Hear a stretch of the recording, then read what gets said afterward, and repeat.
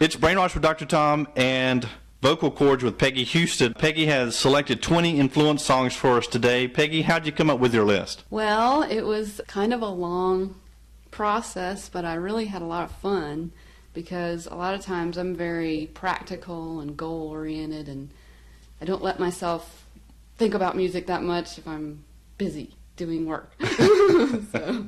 So it gave me permission and excuse to really just dive into music and really think about all these gorgeous songs, and it really opened my ears. I started listening to music everywhere in the restaurants and whatever, and so I really was soaking it in and thinking about it a lot.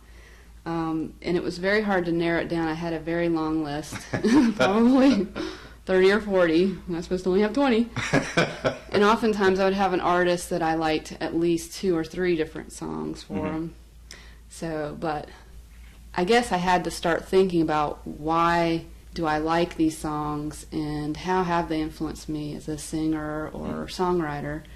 Because I couldn't think of it just as a singer. I'm also a songwriter, so I had to think about both.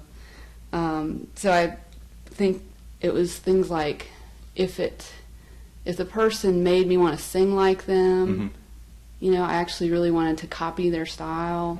That was a big one. And if they opened up a genre to me that I hadn't really thought of, that I wasn't, you know, very knowledgeable about, that really affected me. If it made me want to sing a song like the one I chose, if I wanted to be able to sing something and write something just like that, if it inspired me as a person. Oftentimes the songs I chose had a spiritual or a really deep meaning, philosophical meaning, something like that. And then a lot of times if they would convey or enable me to express some type of emotion or some type of message that I wouldn't normally feel like I could express for whatever reason, that was another part of it. It's kind of saying something for you, you know, that you really want to say. So I thought that was sort of the reasons I chose the final 20. But it really did make me think a lot about how many gorgeous songs there are, how many really neat songs there are out there, and, you know, I really looked at the lyrics a lot more closely and the melody a lot more closely, the production quality a lot more closely because of this exercise. So I really like that. Well, how about onto the list? Aretha Franklin, Respect. What you want, baby, I got it.